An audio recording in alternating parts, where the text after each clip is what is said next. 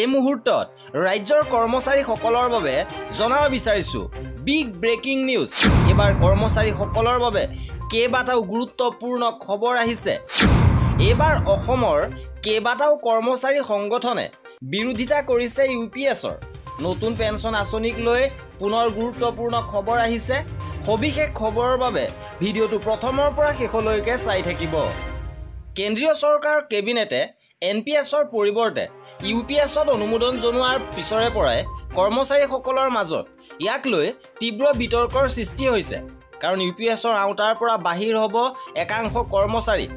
ৰাজ্য চৰকাৰ কৰ্মচাৰীসকলেও দাবী কৰিছে যে ইউপিএছ প্ৰদান কৰাতকৈ অ'পিএছ প্ৰদান নকৰে কিয়। ইপিনে সংশোধনীৰে ইউপিএছ ৰাজ্যত বলবৎ কৰাৰ বাবেও প্ৰশ্ন উত্থাপন হৈছে। ইউপিএছ পেঞ্চন আঁচনিৰ পৰা 2013 চনত প্ৰাদেশিকৃত ৰাজ্য চৰকাৰত 10,000 কৰ্মচাৰীও বঞ্চিত হ'ব পেঞ্চনৰ পৰা। অৱসৰপ্ৰাপ্ত শিক্ষক কৰ্মচাৰী সন্থাৰ লগতে কৰ্মৰত সমন্বয় সমিতি আৰু সদৌ অসম প্ৰাথমিক অৱসৰপ্ৰাপ্ত শিক্ষক কৰ্মচাৰী সন্থাই বিৰোধিতা কৰিছে।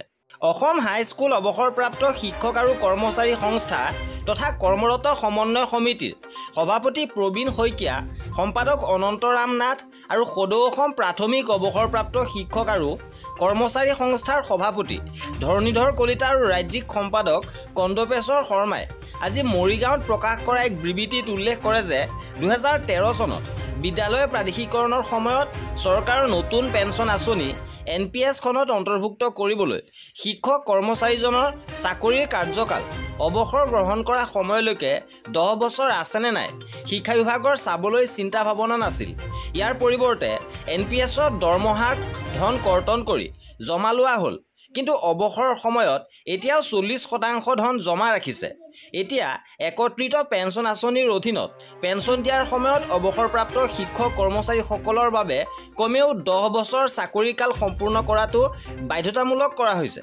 অসম চৰকাৰে যদি কেন্দ্ৰীয় চৰকাৰৰ দৰে একে নীতি গ্ৰহণ কৰে তেন্তে 2013 চনত প্ৰাদেশিকৃত 10,000 অৱসৰপ্ৰাপ্ত শিক্ষক কৰ্মচাৰী পেঞ্চন লাভৰ পৰা বঞ্চিত হ'ব।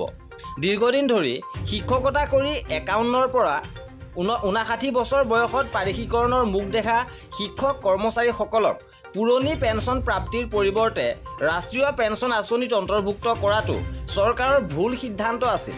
এই কৰ্মচাৰীসকলে 2005 চনত নতুন পেঞ্চন আঁচনি প্ৰৱৰ্তনৰ পূৰ্বে চাকৰিত যোগদান কৰিছিল। এই শিক্ষক কৰ্মচাৰীসকলে বেতন হিচাপে তদৰ্থ মজুৰিযুক্ত বিত্ত সকাহহে পাইছিল। সেয়েহে কেন্দ্ৰীয় চৰকাৰে নতুন পেঞ্চন আঁচনিৰ অধীনত অৱসৰপ্ৰাপ্ত আৰু কৰ্মৰত শিক্ষক কৰ্মচাৰীসকলৰ বাবে ঘোষণা কৰা একত্ৰিত পেঞ্চন আঁচনি প্ৰৱৰ্তনৰ বিৰোধিতা কৰিছে শিক্ষক সংগঠনকেইটাই। 2005 চনৰ পূৰ্বে কৰ্মত যোগদান কৰা আৰু 2013 চনত প্ৰাদেশিকৃত অৱসৰপ্ৰাপ্ত আৰু কৰ্মৰত শিক্ষক কৰ্মচাৰীসকলক অসম পেঞ্চন সেৱা বিধি 1969ৰ অধীনত পুৰণি পেঞ্চন দিবলৈ সংগঠনকেইটাই দাবী জনাইছে। আৰু এই আছিল আজিৰ ভিডিঅ'টোত। কৰ্মচাৰীসকলৰ এনেধৰণৰ খা খবৰৰ বাবে আমাৰ চেনেলটো ছাবস্ক্ৰাইব কৰি ৰাখিব। ভিডিঅ'টো শেষলৈকে চোৱাৰ বাবে বহুত ধন্যবাদ।